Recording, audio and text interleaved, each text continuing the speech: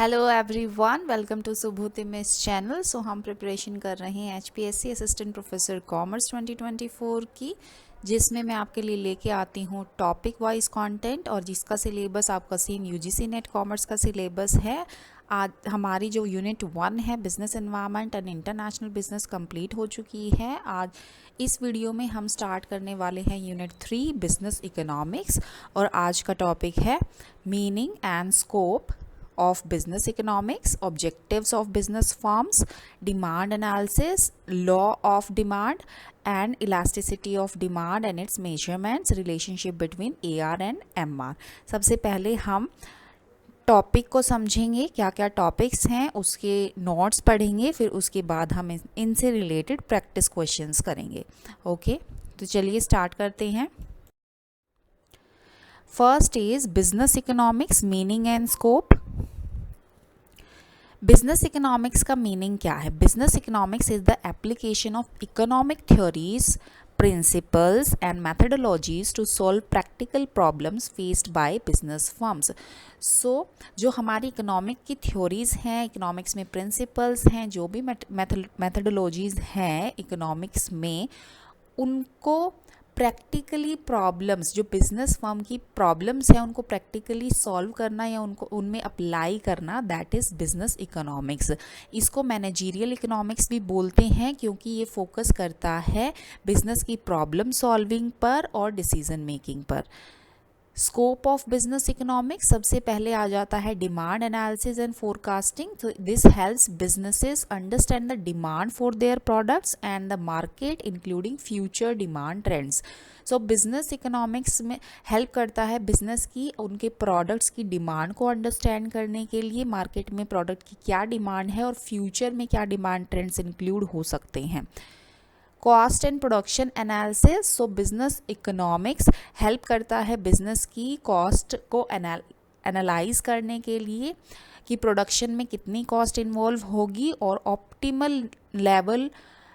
Optimum production level determine करने के लिए, और किस तरीके से कॉस्ट को मिनिमाइज़ किया जा सकता है और प्रॉफिट को मैक्सिमाइज़ किया जा सकता है। नेक्स्ट इज़ प्राइसिंग डिसीजन में हेल्प करती है बिजनेस इकोनॉमिक्स। सो जो फर्म्स हैं वो ये डिसाइड कर पाती हैं कि जो प्रोडक्ट का प्राइस है वो किस तरीके से सेट किया जाए on the basis of cost, demand and competition. Next is profit management, किस तरीके से प्रॉफिट को मैनेज किया जाए, ये भी बिजनेस इकोनॉमिक्स का वन ऑफ द स्कोप है। इसमें इंक्लूड होता है कि कॉस्ट, रिवेन्यू और मार्केट कंडीशन को एनालाइज करके किस तरीके से प्रॉफिट को मैक्सिमाइज किया जा सके, कौन कौन सी स्ट्रैटेजीज इससे रिलेटेड है उनको इंक्लूड किया जा सके। Next is capital management. So firm की जो कैपिटल है उसको मैनेज करना, एलोकेट करना, इससे डील करना for long term investment and operations, that is capital management. Next is objectives of business firm. So business firm के क्या क्या ऑब्जेक्टिव्स हैं? सो सबसे पहला है profit maximisation, this is also called the traditional objective. So सबसे traditional objective क्या है बिजनेस फर्म्स का? ये है प्रॉफिट मैक्सिमाइजेशन, प्रॉफिट को मैक्सिमाइज करना कॉस्ट को रिड्यूस करके और रिवेन्यू को इंक्रीज करके। Next is sales maximisation, firms में focus on increasing their market share, market share को इंक्रीज करने का फोकस होता है फर्म्स का, किस तरीके से सेल्स को मैक्सिमाइज करके रेदर देन प्रॉफिट्स।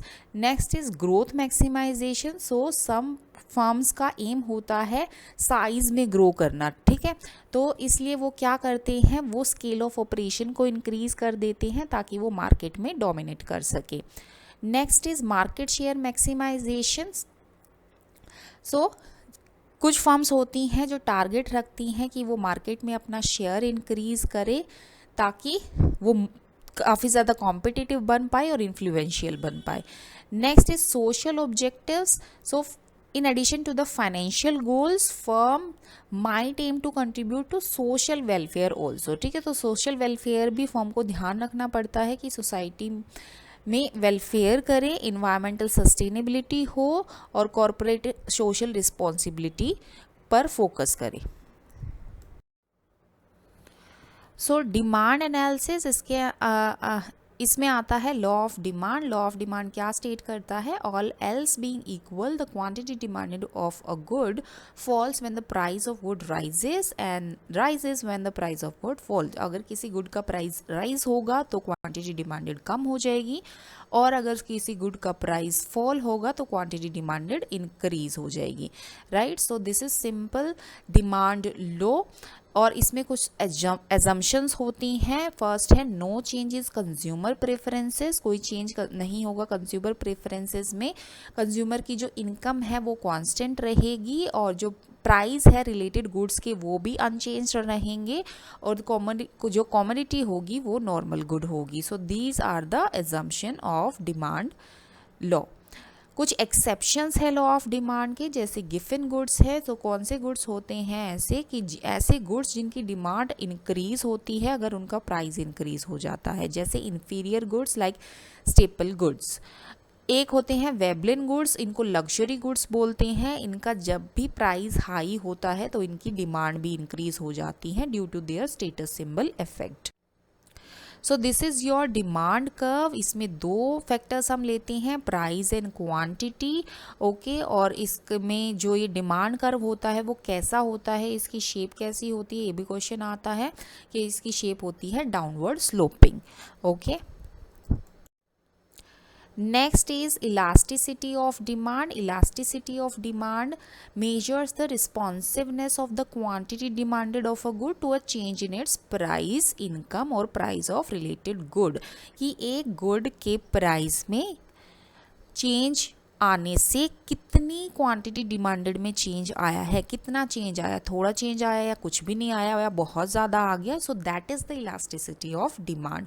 सो सबसे पहले इसमें आ जाता है price elasticity of demand. So इसमें it measure the responsiveness of quantity demanded due to the change in the price. Price के चेंज होने से क्या चेंज हुआ क्वांटिटी डिमांडेड में, that is price elasticity of demand. तो इसका फॉर्मूला क्या होता है, change percentage change in quantity demanded divide by percentage change in price.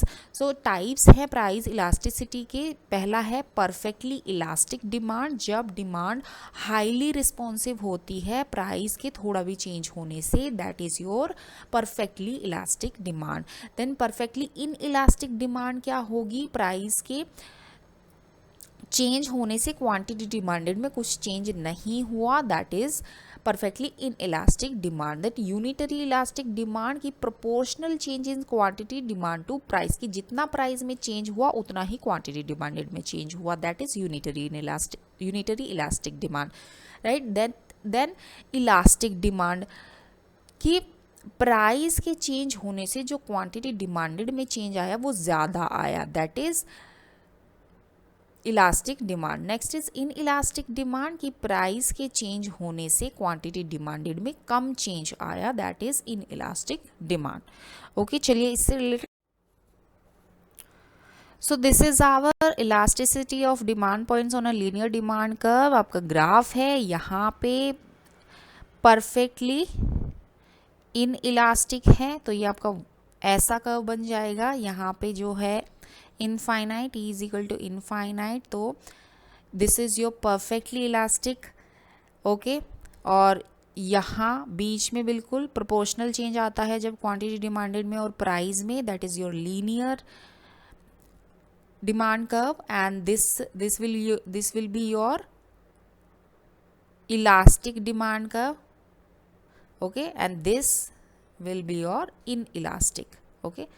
फिर से कर लेते हैं, perfectly elastic, elastic, proportional, inelastic, perfectly inelastic, right. Next है income elasticity of demand. Income elasticity of demand measure how demand changes with consumer income changes, कि अगर consumer की income change होती है तो किस तरीके से डिमांड चेंज होगी। फॉर्मूला क्या होता है इसका, percentage change in quantity demanded divide by percentage change in income, ठीक है। जो प्राइस इलास्टिसिटी ऑफ डिमांड था उसमें नीचे क्या था, परसेंटेज चेंज इन प्राइस, यहाँ पे क्या है परसेंटेज चेंज इन इनकम, ठीक है।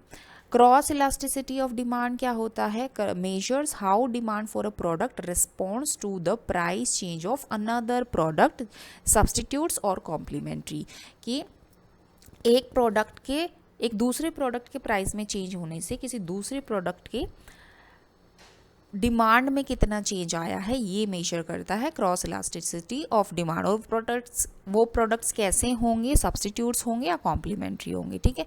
तो इसमें फॉर्मूला क्या आ जाता है आपका? Percentage change in quantity demanded of A divide by percentage change in price of B.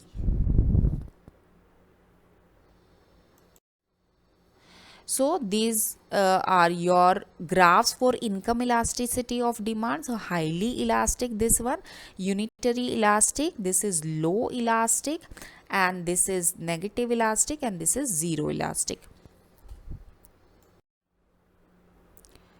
So cross elasticity of demand में क्या होता है? दो प्रोडक्ट्स हम लेते हैं और एक केस होता है आपका सब्स्टिट्यूट प्रोडक्ट्स का और एक केस होता है आपका कॉम्प्लीमेंट्री प्रोडक्ट्स का, right.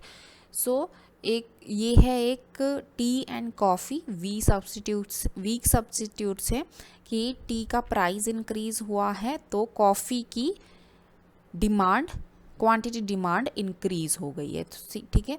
So this is your weak substitute. Then close substitute में क्या आ जाएगा?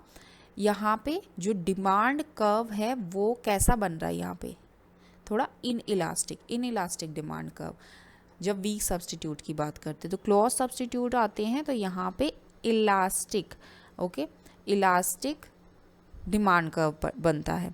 जैसे प्राइस ऑफ कोस्टा कॉफ़ी का प्राइस इंक्रीज हुआ है तो क्वांटिटी डिमांडेड थोड़ी ज़्यादा बढ़ गई है स्टारबक्स कॉफ़ी की, ओके। नेक्स्ट कॉम्प्लीमेंट्री गुड्स आ जाते हैं, जैसे tea and milk. Weak complements, tea का प्राइस बढ़ा है तो क्यू जो मिल्क है उसकी क्वांटिटी डिमांडेड कम हो गई है, ठीक है। तो कॉम्प्लीमेंट्री गुड्स में जो आपका नेगेटिव इफेक्ट आ जाता है, ठीक है, नेगेटिव इफेक्ट, और सब्स्टिट्यूट में पॉजिटिव इफेक्ट आता है, ठीक है।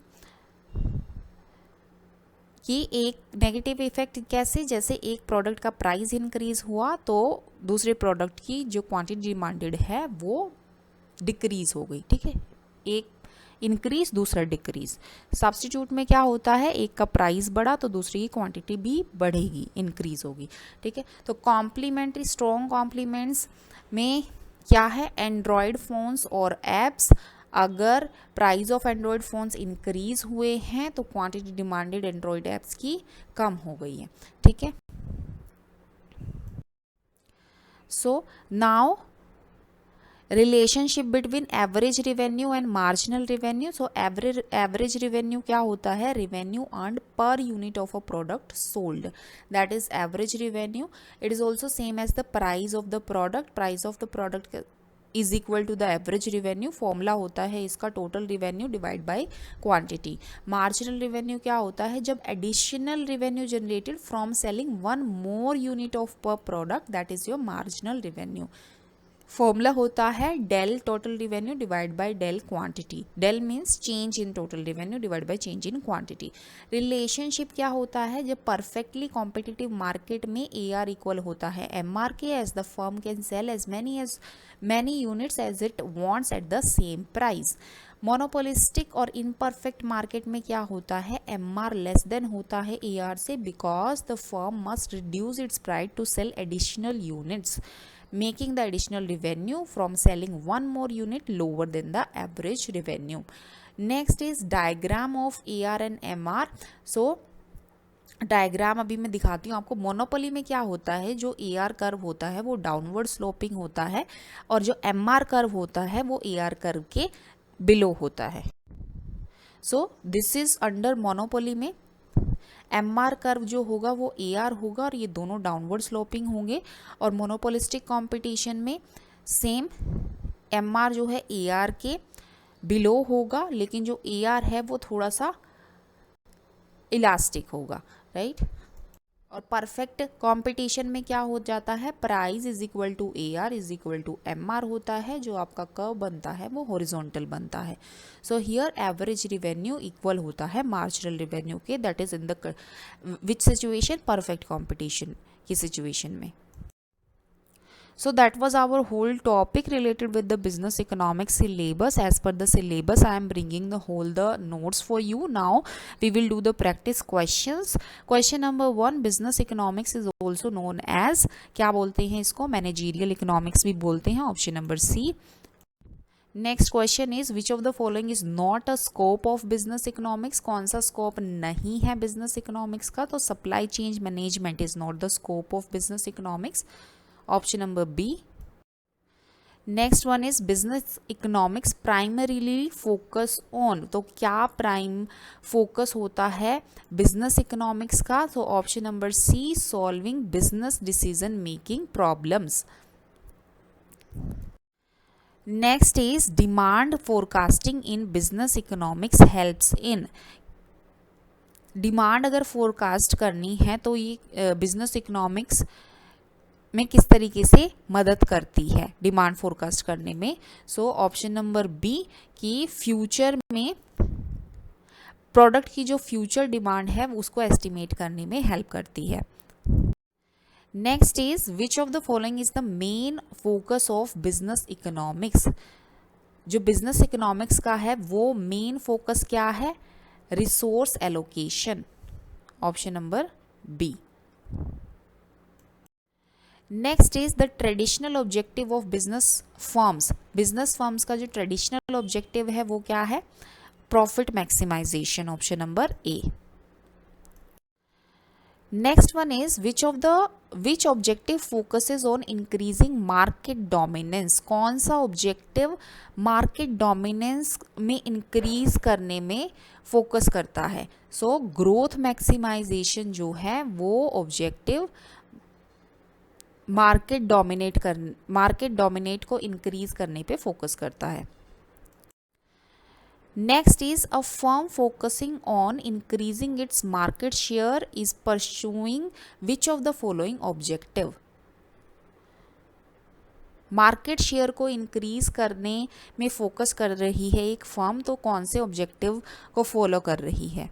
So that is following the sales maximisation. Next is social objectives of a firm include, क्या सोशल ऑब्जेक्टिव में इंक्लूड होता है, तो एम्प्लॉय का welfare and environmental sustainability includes in the objective of social. Next is which of the following objectives might a firm pursue to maintain long term survival, तो long term survival maintain करने के लिए तो firm को क्या objective pursue करना चाहिए, उसको परस्यू करना चाहिए sustainability, option number C. Next is the law of demand states that, law of demand क्या कहता है कि अगर एक प्रोडक्ट के प्राइस डिक्रीज हुआ तो उसकी क्वांटिटी डिमांडेड इंक्रीज होगी, तो इनवर्स रिलेशनशिप होता है प्रोडक्ट के प्राइस में और उसकी डिमांड में, option number B. Next is which of the following is an exception to the law of demand, इनमें से कौन सा एक्सेप्शन है डिमांड का, लॉ ऑफ डिमांड का. So option number C, given goods. Next is the demand curve for a normal good, normal good का जो demand curve होता है वो कैसा होता है, downward sloping, option number C. Next is which of the following factors does not cause a shift in the demand curve, इनमें से कौन सा फैक्टर जो है वो डिमांड कर्व के शिफ्ट का कॉज नहीं है. Option A change in consumer income, option B change in price of the good, C change in taste and preferences, D change in price of substitute goods. So option number B, change in the price of good is not a cause of shift in the demand curve. Next is which of the following best describe a Veblen good, Veblen good क्या होता है, luxury good होते हैं, a luxury good whose demand increases as price rises, option number A. Next is price elasticity of demand is defined as, so price price elasticity of demand, the percentage change in quantity demanded divided by the percentage change in price, that is price elasticity of demand. Next is, if demand is perfectly inelastic, the value of price elasticity is, अगर demand perfectly inelastic है तो price elasticity की value क्या होगी, उसकी value होगी 0, option number B.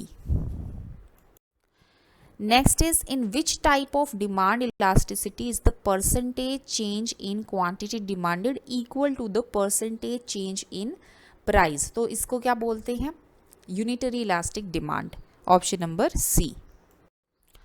Next is cross elasticity of demand measures. Cross elasticity of demand क्या measure करता है कि the responsiveness of demand for one good to changes in the price of another good. एक good के price में change होने से दूसरे गुड की डिमांड में कितना चेंज आता है, तो ये मेजर करती है क्या, cross elasticity of demand, option number A.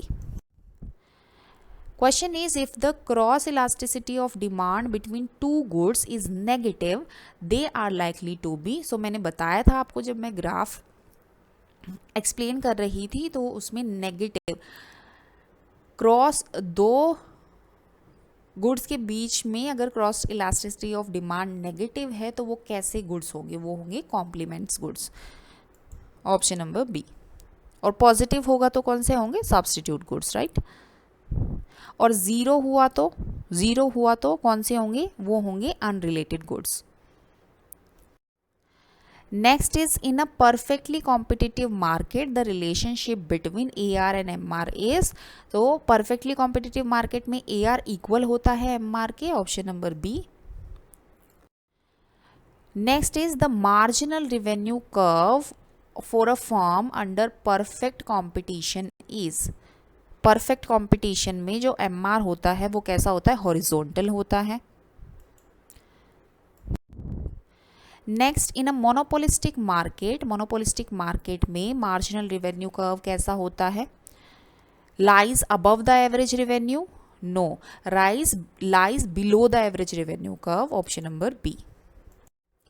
Next is, which of the following is true about AR and MR in monopoly. Monopoly में इनमें से कौन सा ट्रू है AR और MR कर्व के regarding. So option number B, MR declines faster than AR.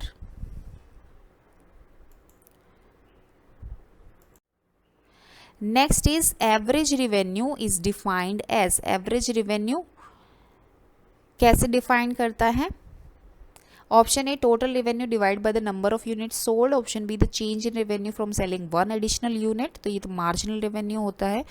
Next, the marginal cost of the production, the profit margin per unit sold. So option number A, total revenue divided by the number of unit sold, that is average revenue. So that's all. आज का हमारा topic यहीं finish होता है. सो अगर आपको content अच्छा लगा है, प्रैक्टिस क्वेश्चन अच्छे लगे हैं, क्लास अच्छी लगी है, so do like, share and subscribe my channel. Thank you so much. फिर मिलते हैं, ऐसा ही कंटेंट मैं आपके लिए लेके आती रहूँगी. पढ़ते रहिए, अपनी प्रिपरेशन को करते रहिए. Thank you.